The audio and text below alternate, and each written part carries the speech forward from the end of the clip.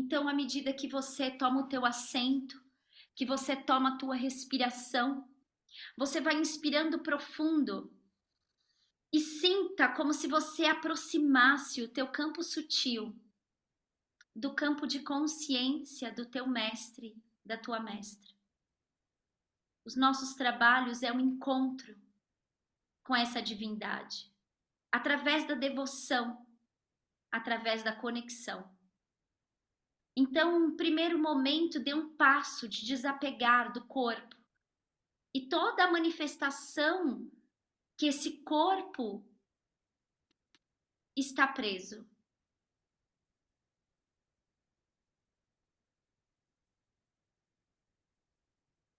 Inspire e se aproxima, e expire e relaxe esse corpo. Inspire e se aproxima mais desse ser de luz. E expire. Desapegue do corpo e de todas as suas manifestações. Inspire e expire, se aproxime mais desse ser e desapegue de todos os sentimentos.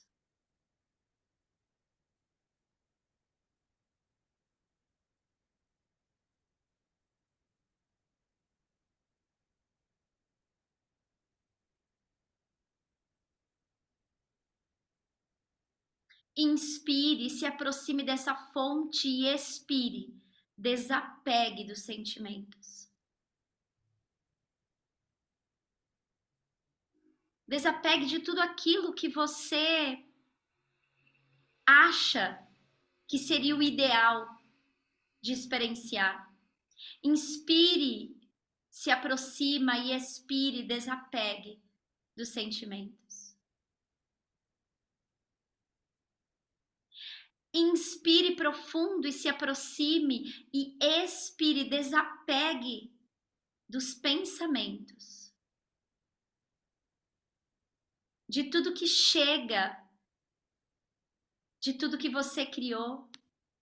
Inspire profundo e expire, desapegue dos pensamentos e se aproxime do seu mestre ou mestra. Inspire profundo e se aproxime e expire. Se entregue.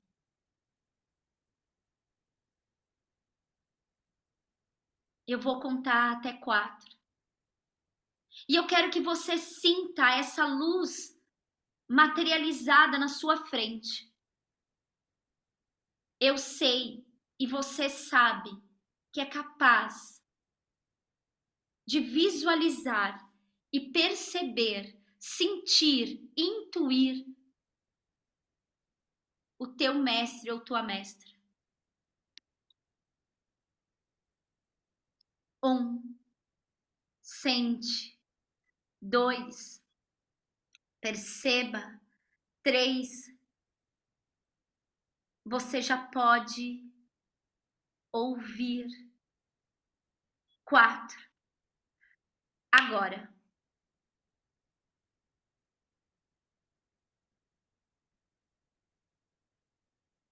O que esse ser tem para lhe dizer?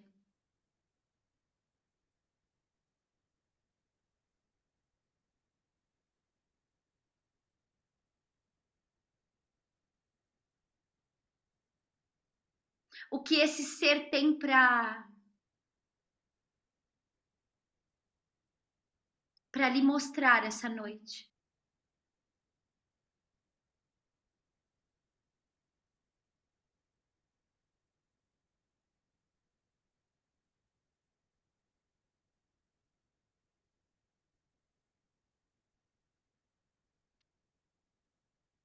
Qual é a imagem que te chega? Qual é o ensinamento que você precisa?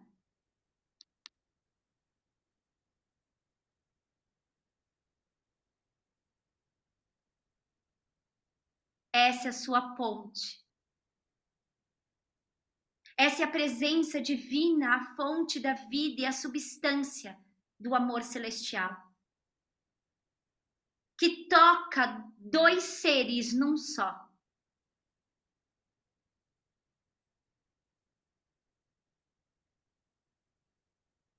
Inseparável e individualizado, a presença divina desse ser irradiante foco de luz.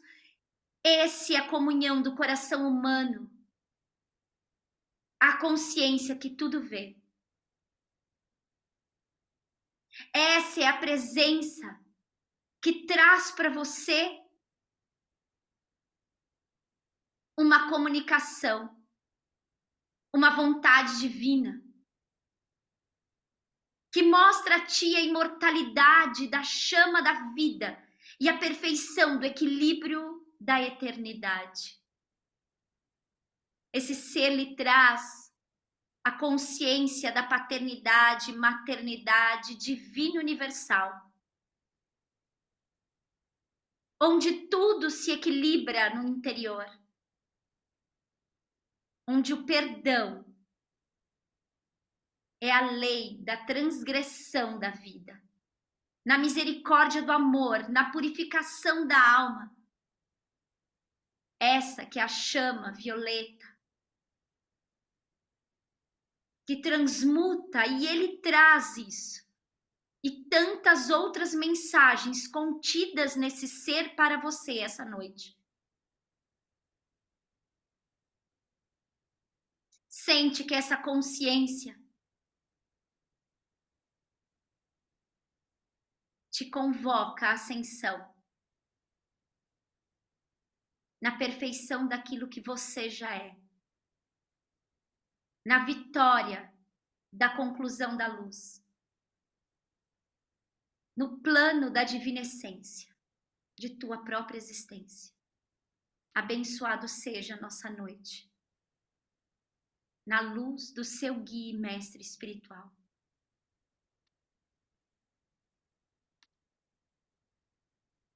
Inspira profundo, solta o ar.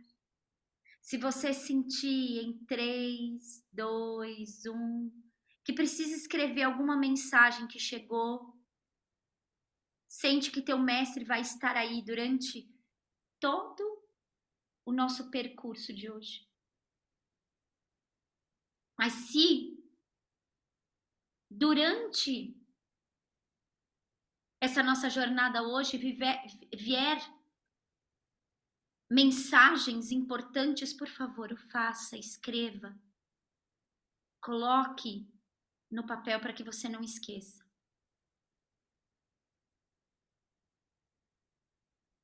Essa música que diz: só peço a Deus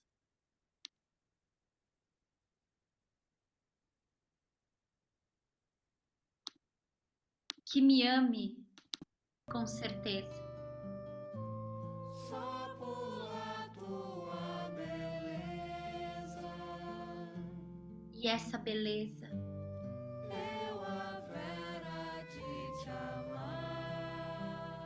essa beleza, essa bondade Só por a tua e essa sacralidade, as três formas radiantes da consciência luminosa eu havera de Deus em nós. de te amar. Inspira mais uma vez. Ai, só peço a Deus o cantar dos Isso. passarinhos. Muito bom, meus amores. Ótima noite de novo. Espero que vocês estejam bem nessa jornada chamada vida. Para Amanda, aí não é noite, já é dia de segunda-feira, começando bem a semana. Então, eu não terminei, a canalização era bem grande, mas coloquei aqui na invocação de que a luz é aquela que toma posse, aquela que vence, aquela que está. A luz é a essência da onipresença, né? É a verdade, é a vida, é a bondade. E a coisa bonita é que dizer que a luz está vencendo nos traz um lugar de que, de alguma maneira, isso possa nos impulsionar à vitória da nossa própria vida. Então, a mensagem seguinte a ela, e eu não tô com ela na íntegra, mas prometo passar ela aí para vocês, mas só tô trazendo que eu não quero ficar nisso. Mas a mensagem na íntegra era dizendo assim: a luz está vencendo, mas até que todos entendam que a luz está vencendo, ao combate, ao embate, ao isso no, a negação.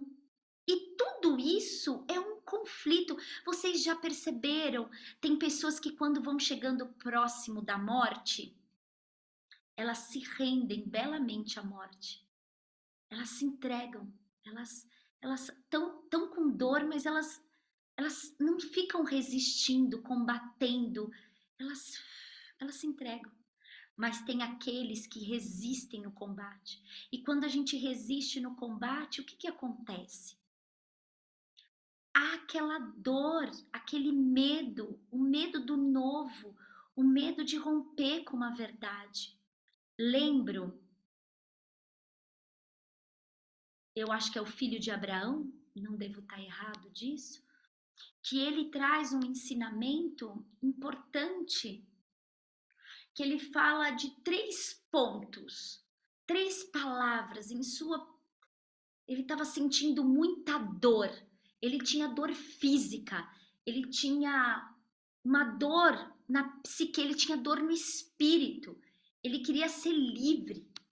E ele traz, nesse momento de clamar e implorar por Deus, esse Deus, por isso eu quis convocar a divindade de vocês para estar aí com vocês, inspirando vocês nesse momento, porque assim aconteceu também com o filho de Abraão, que ele dizia assim, ele escuta 3 palavras, que é fugir, tasse e quies.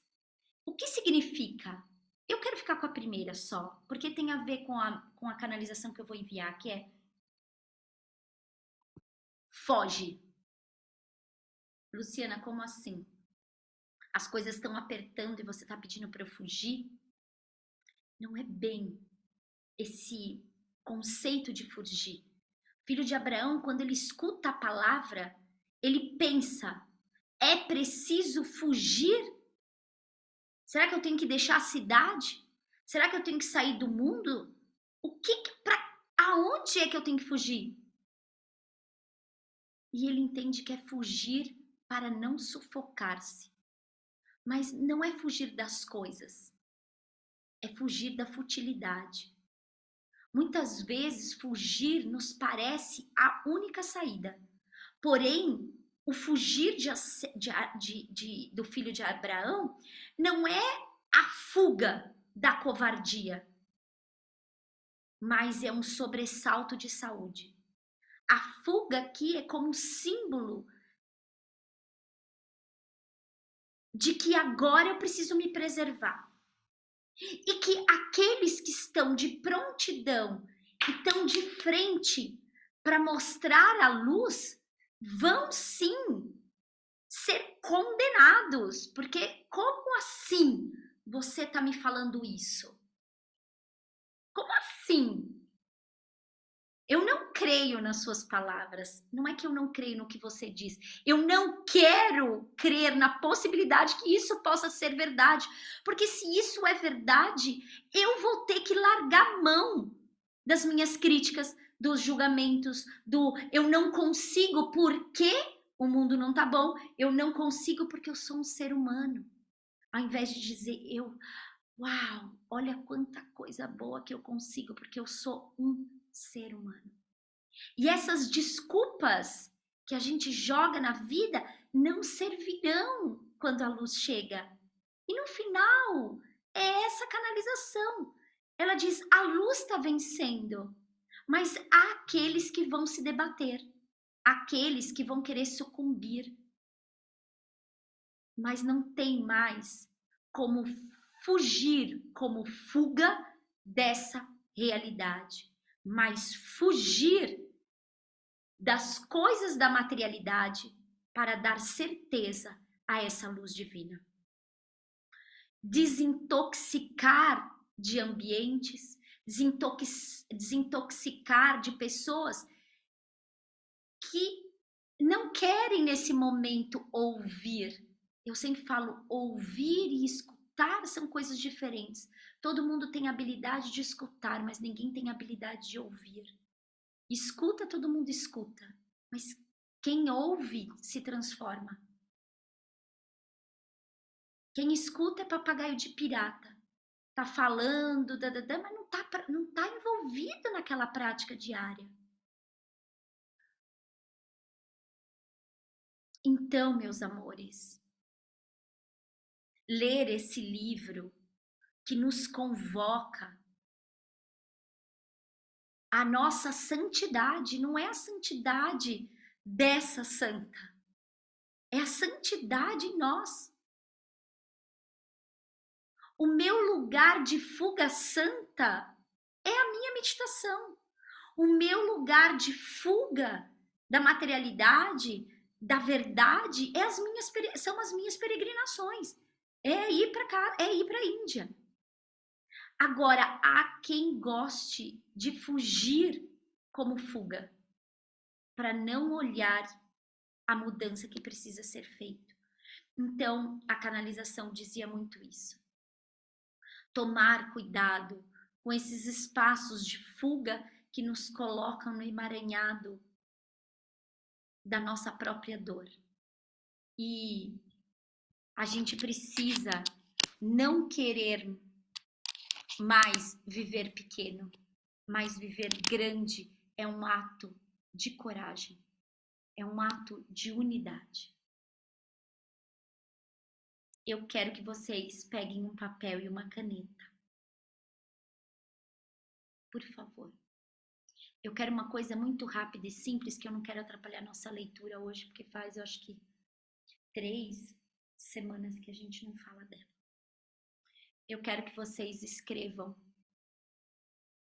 para alguém que você tem conflito hoje. Ou alguém que nessa semana que passou te disse coisas que te desagradou, que te combateu. E às vezes você vai falar no mês, pode não ter acontecido nessa semana. Eu quero que você escreva, fulana de tal, aquilo que você me disse, me incomodou nesse lugar, me senti assim, assim, assim. Te perdoo, me perdoe e deixe partir. Coisa rápida e simples. Vou dar uma pausa na gravação.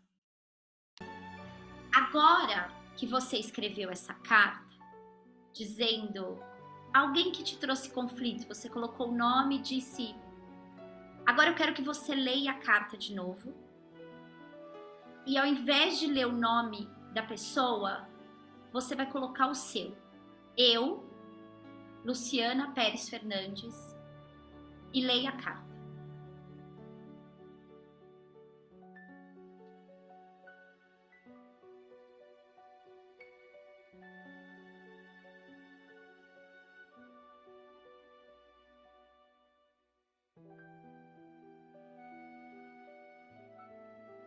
Não é fácil, mas há uma possibilidade de vocês entenderem que você não vai mudar o que fizeram para você, mas você pode mudar como você vai reagir com aquilo que te deram. E assumir, quando você faz isso, você assume responsabilidade por aquilo que te cabe. Fazer esse exercício é um ato de coragem, mas também de evolução. Porque eu entendo aquilo que me cabe como indivíduo e que se eu fiquei magoado o suficiente para trazer aqui, é porque de alguma maneira uma parte minha se conecta com aquilo que eu senti dor como verdade. Eu não posso impedir que alguém me machuque, que alguém me mate, que alguém me bata. Eu não posso impedir isso. Mas o que eu vou fazer com isso é total responsabilidade minha. E o que eu vou fazer com a consciência transformadora em mim é responsabilidade minha. Eu não mudo o que o outro fez. Mas só que se eu me sinto magoado, é porque uma parte minha precisa de transformação. Uma parte minha precisa de atenção. E aí não é mais sobre o outro, é sobre mim. Faz sentido isso? Então, quando a gente fica, tem coisas que eu falo que tem coisas que a gente fica, uau, de sobressalto. Você fala, uau, que... Mas tem que passar isso. A gente tá num lugar que depurar rápido, vamos depurar isso rápido, sabe? Eu fico pensando no pó do café. Você pode comer o pó do café tentando sentir o gosto de um café quentinho. Ou você pode depurar ele numa aguinha quente e falar, uau, é isso daqui. Tipo, sabe? Eu deixei todo o grumo, tudo que não serve aqui preso. E eu peguei o que é importante para mim. Eu não vou tomar aquilo que não é meu. Essa dor não é minha, é da pessoa. Mas o reflexo que me trouxe, que me fez sentir indignado, ou me fez ficar emburrado, embasbacado, nos dá a possibilidade e a coragem de ressignificar mais um pouco da nossa história. E olhar esse livro, e quero fazer esse tear, essa costura, não dá para encarar esse livro e encarar ele na profundidade que ele nos mostra se a gente não começar a dar sentido às coisas que precisam ser primeiro, vista, reconhecida. Segundo, eu preciso reconhecer, eu preciso ressignificar, eu preciso transmutar e eu preciso renovar. Para então dar sentido à minha vida num outro lugar. E aí, vocês vão entender porque eu tô falando tudo isso. Vou costurar mais um pouquinho mais. Passei para a página do livro, na página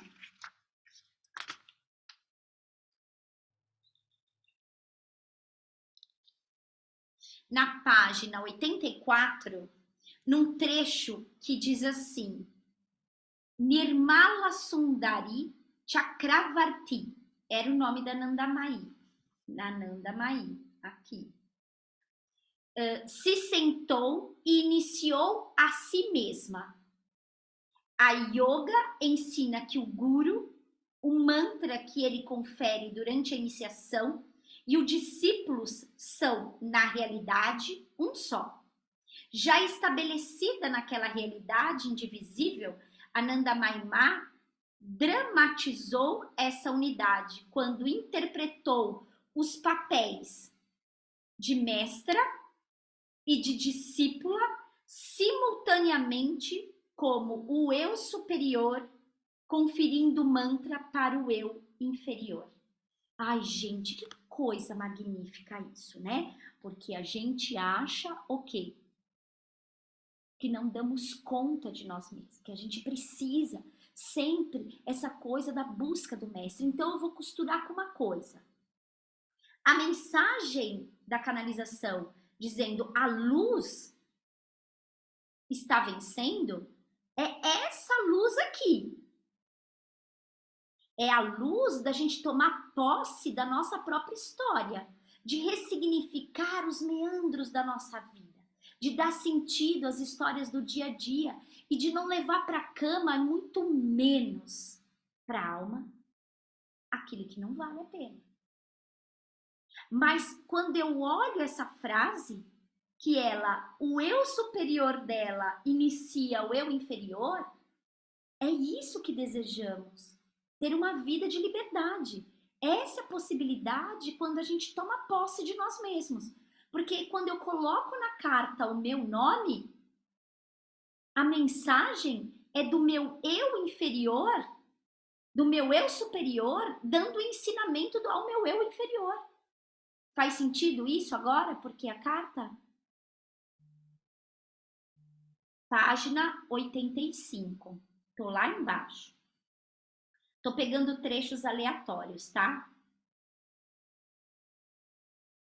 Nirmala ensinava seus extasiados discípulos a preencher as lacunas com amor a Deus e a submissão à sua vontade. Ela insistia que Deus não era somente o criador do universo, mas a essência do próprio ser da pessoa. A verdadeira natureza do homem, dê a isso o nome que você quiser, é o eu supremo de tudo. É exatamente o que a gente está falando aqui. Como eu sentir que a luz está vencendo e continuar dando escuta a quem está se debatendo. Como sentir que a luz está vencendo, percebendo a influência em mim que me chega, que me atravessa, que me tira a minha paz. A verdadeira natureza do homem. Dê a isso o nome que você quiser. O que ela está dizendo? Você pode falar de Jesus, de Buda, de Alá, de fonte crística, fonte Buda, assim, você pode dizer qualquer coisa, não importa qual o lugar que você vai. É o eu supremo de tudo. Você é a própria consciência. Deus não está acima de você. Você é Deus. E quando você assume esse lugar, a luz permanece em todas as coisas. A luz é infinita, como diz na Kabbalah. Página 86. Estou lá no comecinho. Durante um ano, ela se instalou num templo abandonado de Shiva, perto de Dehradun. Quis falar isso porque a gente passou no templo. É um templo que fica perto do Ganges, numa árvore enorme. Mas o que eu quero trazer aqui, que assim como Jesus, assim como Francisco de Assis, assim como Ananda Maimá, há momentos da vida que se faz necessário um recolhimento. Não dá para a roda do samsara girar na vida da materialidade o tempo todo. Trabalho, comida, lazer, prazer. E aonde fica o êxtase? Estou lembrando do êxtase de Santa Teresa de Ávila. Aonde fica o êxtase da vida, a comunhão, a verdade.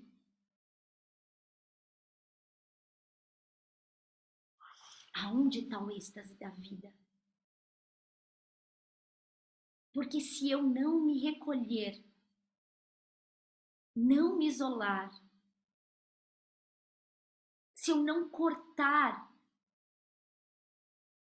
os impulsos primais do ego, eu vou viver uma vida experienciada no prazer e é uma delícia. Não é ruim, mas só isso é muito pouco. Como tocar a Deus não é mais como Deus nos toca, mas como é tocar Ele. E é isso que Santa Teresa de Ávila nos traz tão belamente, porque até hoje, meus amores, essa santa, ela é compreendida por poucos. E pelos católicos, tenho certeza que a maioria com todo respeito ao cristianismo, hein? Não é uma crítica. Mas se você dá um poema de Santa Teresa de Ávila para um padre, eu tenho certeza que muitos poucos, e se tiver algum, vai conseguir compreender o êxtase de Santa Teresa de Ávila. O que eu quero trazer aqui é que a gente vai ter que entender que os momentos dos quais nós estamos vivendo nos pede silêncio, nos pede isolamento, mas é lógico, a gente tem que tomar cuidado para também não se isolar demais, né? Tipo, ai, tô gostando desse meu casulo, não saio nunca, né? A gente também tem que achar a medida disso. Página...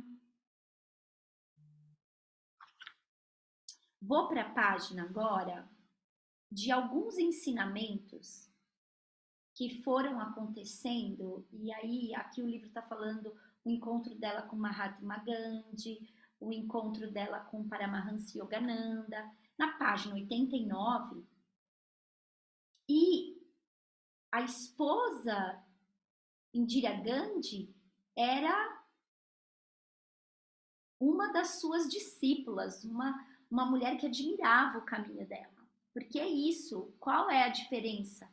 Ela se iluminou no momento que era o ápice do conceito mais brahmacharya, da prática dualista, que era a referência aos brahmanes, que ela não podia nunca ser, nenhum brahmane iria iniciar uma mulher. Bom, até hoje é assim, né? Infelizmente. Mas eu acho que o shivaísmo da Caxemira vem aumentando, sabe, a sua potencialidade, dando voz a esse lugar e rompendo com certos paradigmas e dogmas que não faz muito, né, parâmetro com a evolução da nossa humanidade. Mas estou na página 89.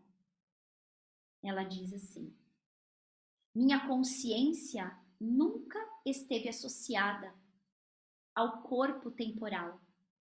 Antes de vir para essa terra, eu era a mesma. Quando criancinha, eu era a mesma. Transformei-me em mulher, mas ainda era a mesma. E agora, na frente, eu sou a mesma. E em qualquer ocasião futura, embora a dança da criação se modifique ao meu redor, no corredor da eternidade, permanecerei a mesma. Eu tenho muita coisa para falar disso. E eu não sei se eu vou ter capacidade na minha psique para tentar traduzir o que precisa ser dito agora. Então, quero respirar e tomar cuidado com o que eu vou dizer. A gente acha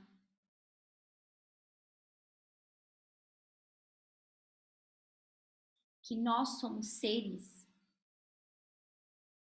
incompletos e que, portanto, precisa buscar a completude, porque tem falhas e, portanto, sou incompleto. E fico numa constante busca, uma constante busca, quando na verdade você já é completo. A busca é só para lembrar você que você já é o ser. Então, essa história ilusória da busca infindável, porque não tem fim, de autoconhecimento, escuta com amor, sem meditação, vai levar você a muitos vritis mentais, a ser muito questionadora e nada transformadora. Porque quanto mais eu acumulo conhecimento, mais complicado é o meu intelecto, lembra? O conhecimento, como o café do exemplo, ele precisa ser depurado. Para que você entenda que aquilo que chega em você, para você, é só para recordar que você já sabia. Ai, meu Deus. Eu não tô falando das faces e máscaras reencarnatórias. Ah, Luciana, mas eu vim de uma reencarnação que eu não tinha consciência. Eu não tô falando disso. Se você for para esse lugar, você não vai entender o que ela tá falando sobre ela. E nem como isso pode afetar você. O que eu estou falando, que antes de todas as coisas, você é luz infinita. E se você ficar preso às suas reencarnações, você vai passar a vida fazendo constelação familiar. E nada contra, eu amo a constelação familiar. Nada contra. Só que se eu não entender que eu preciso romper esse ciclo e entender que dentro do meu núcleo familiar eu sou a luz infinita. Portanto, eu não preciso reencarnar mais. Como mãe, como filha, como avó, como vizinha, saio desse ciclo. Eu não estou falando que a reencarnação é uma coisa ruim, espero que você esteja entendendo isso. Acho esse planeta a coisa mais delícia.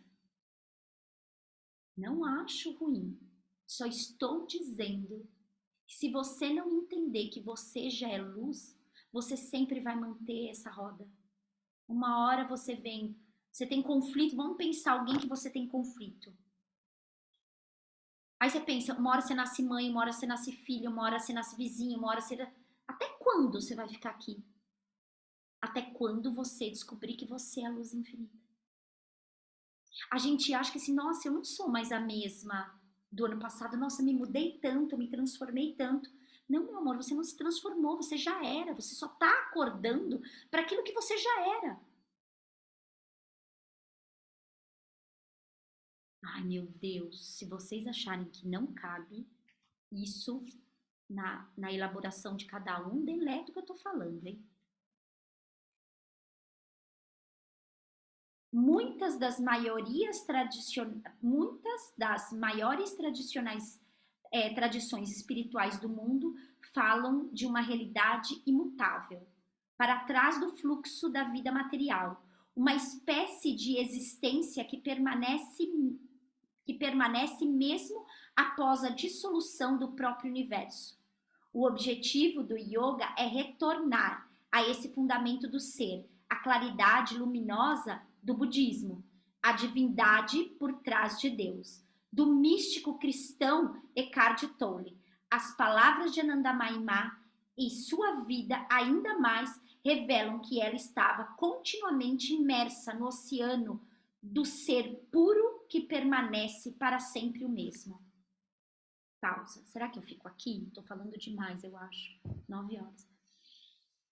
Eu vou dar um exemplo.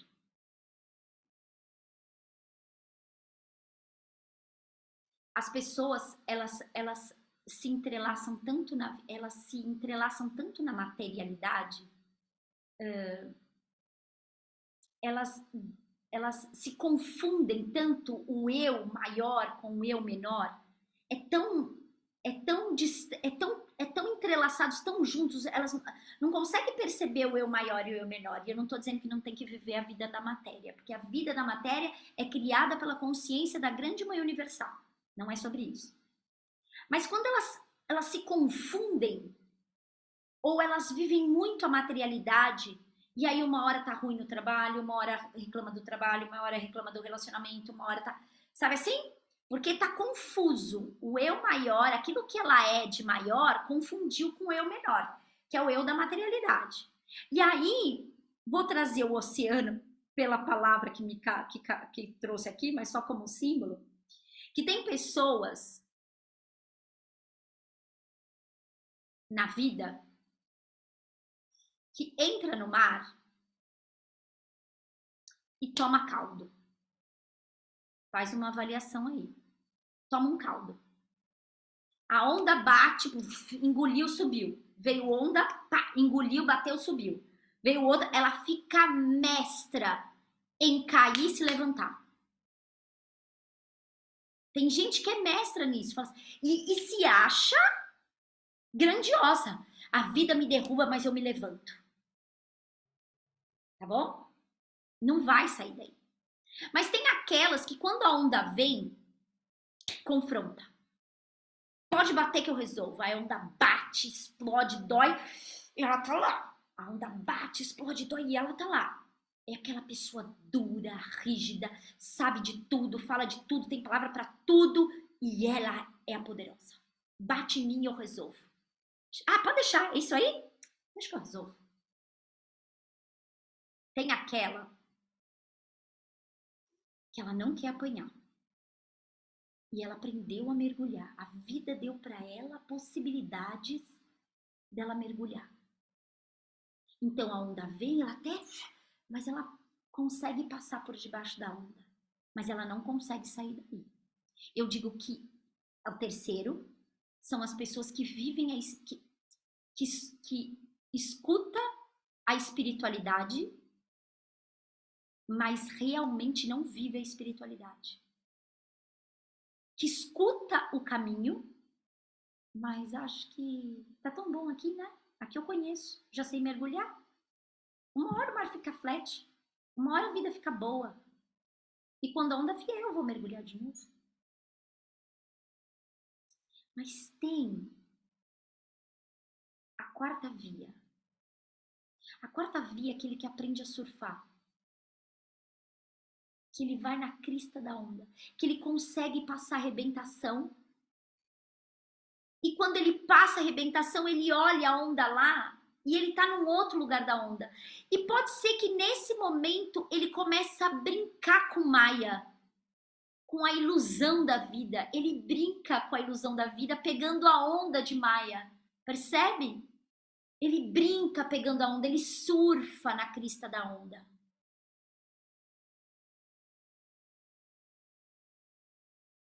Mas tem aquele que é o quinto. É aquele que entendeu todos os percursos. É aquele que encontrou a própria realização em si mesmo, e não no trabalho, e não no casamento, e não na maternidade, e não nas coisas transitórias. É aquele que encontrou a dissolução de todas as coisas. Encontrou aquilo que é imutável dentro de si. E que quando passa da crista da onda, se transforma no próprio mar.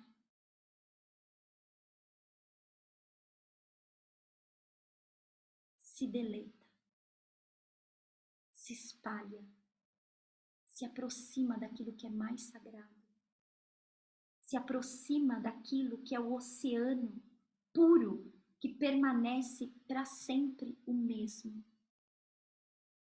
Portanto, ele afunda, aprofunda, onde a maré é a mesma lá embaixo. Não vive mais na superficialidade, aprofunda, profundo do oceano. E eu sempre gosto de lembrar aquela cena do momento trágico que a gente vê um casal passando lua de mel no momento do tsunami. Foram fazer um mergulho. Quando eles, depois de 1 hora, quando eles subiram, eles perceberam o que tinha acontecido. Lá embaixo não tinha modificado nada. A gente precisa aprofundar em nós mesmos. Mas eu acho que é por isso que estamos aqui. Vou ler o último, tá? Ananda Maima não escrevia, nem dava conferências. Simplesmente vivia na presença divina, momento após momento. Do seu ponto de vista, ela não servia às outras pessoas, porque não as via como separadas de si mesma. Remover o sofrimento delas era simplesmente aliviar a si próprio. Ai, gente, que plenitude, né? Despertemos, sabe? Despertemos para a gente perceber com quem a gente está andando, sabe? Despertemos essa frase para que a gente compreenda quem nós estamos ouvindo, para quem nós estamos falando, sabe? E quem nós somos nesse lugar. Quando a gente fica na busca incessante de que nós não somos completos, a gente cai nas mãos de gurus que vão aproveitar ou nos capturar para que a gente faça deles uma santidade que não existe. Né? Eu acho que eu vou ficar por aqui. Tinha anotado mais coisas, mas eu acho que isso é o suficiente. Deem uma lida, por favor, a página 89, 90 e 91, 92, até aqui que eu marquei, que tem muito ensinamento para a gente utilizar, tá bom? Só para recordar. Filhas da deusa. Vou dar uma pausa para a gente poder tirar dúvida, tá bom? Então, trazendo as mãos à frente do peito, fazendo o nosso encerramento, a nossa reflexão, né? Fecha os olhos, inspira profundo. Tudo que faz sentido ficar com você hoje. E o que não fez sentido, lembra? Deixa ficar como o símbolo do café, né? Depura o que é importante para você hoje, o que faz sentido para você nesse momento.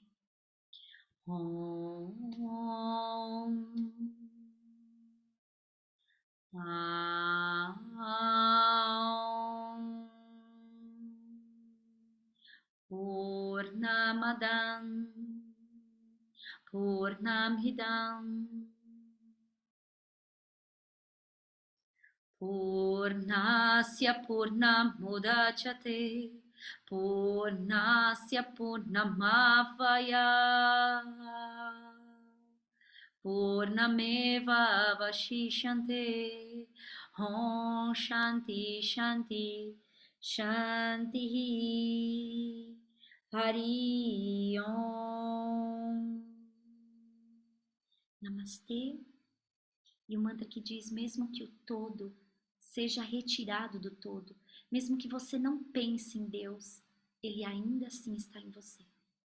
Um beijo grande, boa semana para nós. Beijo, beijo. Boa noite, Lu. Boa Obrigada. noite. Eu que agradeço, Beijo, amor. gente. Beijo. Obrigada, Lu. Boa Beijo, noite. Lu. Obrigada. Tchau.